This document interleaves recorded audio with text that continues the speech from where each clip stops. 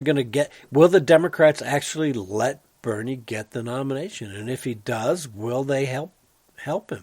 I got to imagine there's a lot of old school Democrats, people who identify with John F. Kennedy or Franklin Delano Roosevelt. Now, for me, I think Roosevelt was a bit of a socialist myself, but whatever. Those old school Democrats may still want to vote Democrat, but I think a lot of them know that Bernie is not he's not a JFK Democrat, folks. There's a guy who honeymooned in Russia. You honeymoon in Russia. You say Castro's a great guy. You say Maduro in Venezuela is a great guy. You say China has brought more people out of poverty than the United States or capitalism or the Western countries. This guy is a communist and a nut job, frankly. So my prediction is you will see, depending on what happens in South Carolina, depending on what happens on Super Tuesday, I think you're going to see all these commercials that Mike Bloomberg's been putting out about himself, trying to remain positive and promote himself. I think you'll start seeing him go negative to hurt Bernie. And he'll probably get plenty of help from the DNC because the Democratic National Committee certainly doesn't want to have Bernie as the nominee because I think they're as well aware as most of us with a little bit of common sense because the DNC knows Bernie can't win. He certainly can't win against a president who has the stellar record that Donald Trump does. You may not like his tweets. You may think he's a buffoon. You may think that he's rude, crude, and socially unacceptable. But you know what? Donald Trump has delivered. Promises made, promises kept. You see that at every Trump rally you go to. And I would encourage you, if you are a never Trumper, if you're one of those people that just hates Donald Trump, go to a rally. It doesn't cost you anything. You just sign up online, get there early. You'll probably get inside. If you don't get inside, you'll be able to stand outside. The weather's going to be warm here come spring. Stay outside and meet the people that support Donald Trump. You may not like me. You may think I'm a buffoon and rude, crude, and socially unacceptable. I've been spouting my stuff on the airwaves for 8-9 years now, and there are people who don't like me either. But doggone it, I'm a pretty nice guy. I really am.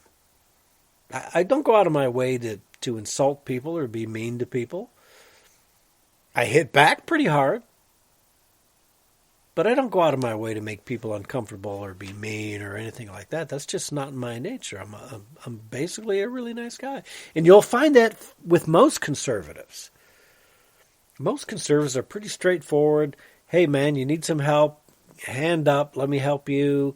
You know, even if you're a liberal and I know you're not like me, I'm always willing to help you because you know what? I don't put politics as first and foremost in my life. I have friends who are liberals. I have friends who are Trump derangement syndrome folks. They hate Donald Trump for no reason. They just hate him. They don't think he's good enough. They don't think he's educated enough. They don't think he's smart enough. He doesn't deserve anything. Those people are my friends. I don't hold that against them. I sometimes get in a spirited debate with them, but it doesn't make me love them any less. And I think if you go to a Trump rally with an open mind and just listen, meet people, talk to people, you'll find that most Trump supporters are just doggone good Americans. For normal, average folks. And I'm voting for Donald Trump again, wholeheartedly. We have an open election. So Michigan's election is coming up the 9th. 9th or 10th? 10th. Tuesday the 10th. It's just a little over a week away. Not quite 2 weeks away. And I want people to realize we have an open primary here.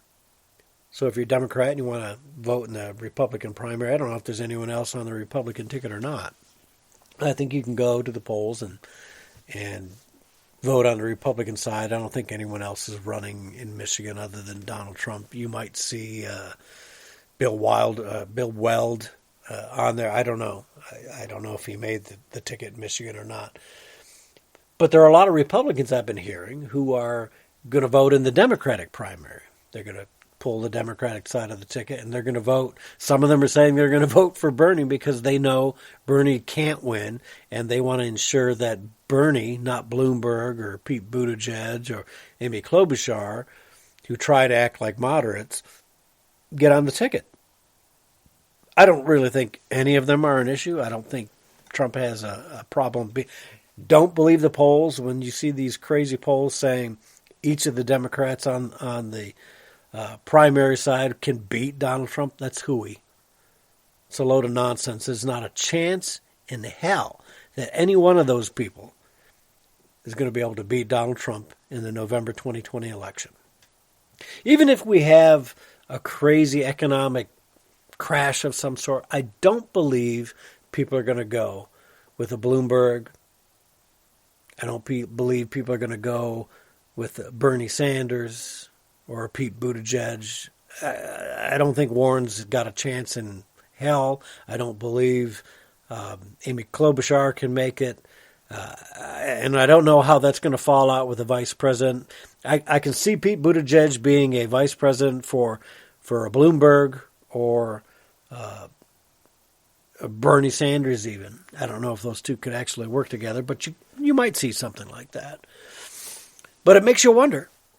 It makes you wonder what's going to happen on the Democratic side at the convention. Will Bernie have enough delegates allotted to him to receive and take that nomination?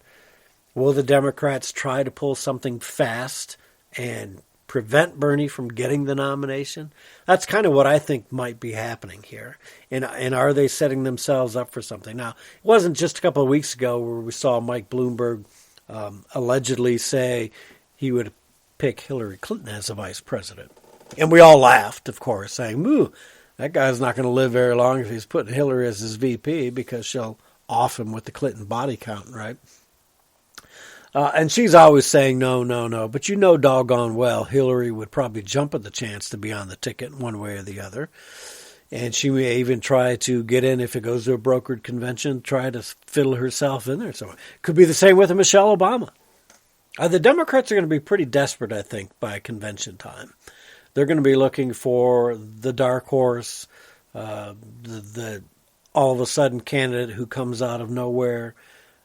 Could it be a celebrity of some sort? Could it be an Oprah or The Rock or somebody pulling up, even if it's a VP presidential combination, something like that? Don't be surprised what the Democrats will try to pull out at the convention. But I do believe if it doesn't involve Bernie, if Bernie is not the nominee, that there's going to be a big, huge caterwaul at the convention. And if Bernie's not the nominee, I cannot see the Bernie bros, the deep Bernie Sanders base, voting for any other Democratic candidate. Can you? I don't see it happening. I just don't. Okay, so let's move on, get away from the super politics and the coronavirus a little bit. Let's talk about, so the Dem-controlled House today went after vaping, which is kind of one of my pet peeves. They voted to ban flavored e-cigarettes. Now, for those of you who know me or don't know me, I've never been a big smoker, but a few years back I kind of got into smoking. I had a lot of stress in my life, owning the newspaper and whatever else goes on in your personal life. And one of those things that I ended up getting into was smoking. I wasn't a super heavy smoker, but I was smoking a lot. New job, blah, blah, blah, stress. And I managed to get out of it after one heavy night of smoking at bowling and waking up coughing and wheezing. I said, enough is enough. I got to quit. I moved to vaping. And for those of you who don't know, there's been studies done, and I think the best one came out of England. And allegedly, vaping, even with a full nicotine vape content, is 95% better than a cigarette. And part of that is because you're not getting the tar and the other smokables that come out. That smoke is what turns your lungs black and makes them really bad. 95% better. Not that nicotine's still good for you, because it's still addictive, still has those qualities. But what you can do with a vape is dial that percentage of nicotine down. And for me, I ended up going to zero nicotine. I vape to this day, but I found a company, and I'll give them a free plug, CyclonePods.com. I'm not sure they're actually carrying the vape pods that I was using, due to some of these new rules that are going on at state and now the federal level. You can actually get a 0% vape. And for me, it's helped. And I don't vape like I used to smoke either, because it's not the same. But it's a step in the right direction to be quitting. So now it's a flavor juice. It's not the vitamin E oil crap that's causing people to have bad problems. And for me, I've never been a big addict like that to need nicotine. So for me, it's the finger holding the thing, the puffing thing. I can't swear that I actually inhale a lot of it anyways. I like the flavor. I like the taste. But vaping has helped me. And it's helped millions of others who have quit cigarette smoking. So what they passed today is actually called the Youth Tobacco Epidemic Act. So they're saying here we go again. Epidemic.